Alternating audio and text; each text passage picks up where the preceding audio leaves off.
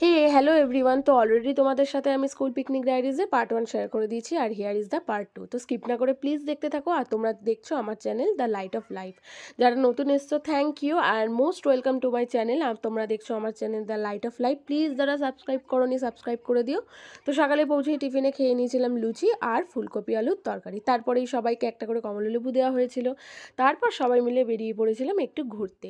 আর ওটা একটা forest area ছিল, খুবই সুন্দর। তেমন কিছু দেখার ছিল না, আবার জায়গাটা প্রচণ্ড শান্তির ছিল, পুরোটা ছায়ায় ঘেরা, খুবই ভালো লাগছিল।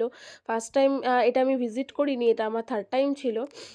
বাট অনেকেই এখানে ফার্স্ট টাইম এসেছিলো। আর এদের দেখো, এদের জীবনে কোনো টেনশন নেই, মানে এত ল্যাদ খাচ্ছে। যাই হোক, আর তারপরে যেটা দেখার জিনিস, সেটা ফরেস্ট এরিয়াটা পার করে ওই পারে ছিল হচ্ছে নীলকুঠি, আর এটা হলো ইছামতি নদী। এই যে নৌকা বিহার, মানে এইটার যে আনন্দ বা উপভোগটা যে এত সুন্দর চারিদিকটা লাগছিল। আর এই নৌকায় ছিলাম আমি আর আমার কিছু কলিগস, আর সিমিলারলি আগের নৌকাটাই ছিল আমার কিছু কলিগস। এখানে দেখো আমরা সবাই পৌঁছে গেছিলাম ওই পারে। তো ওই পারে ছিল নীলকুঠি, তো সেখানেই চলে এসেছিলাম। এখানেও আমরা সবাই দেখলাম, একটু ফটো টটো তুললাম, আনন্দ করলাম, বেশ ভালোই লাগছিল। আর সত্যি বলতে কি বলো তো, আমার এরকম না হিস্ট্রিক্যাল প্লেস খুব ভালো লাগে, মানে পোড়ো বাড়ি বা যাই হোক, তবে সকালের দিকে। যাই হোক, আবার ওই পারে ফিরে এসে আবার কিছু কিছু জিনিস দেখলাম, যেমন হরিণ আর টিয়া পাখি। আর জানো, আমাদের স্কুলের তরফ থেকে বাচ্চাদের জন্য এই একটা খেলা ছিল, বল ছোড়া। তারপরে দুপুরের মেনু শেয়ার করি, ভাত ডাল লম্বা লম্বা বেগুন ভাজা, তারপরে ছিল হচ্ছে তোমার চিকেন।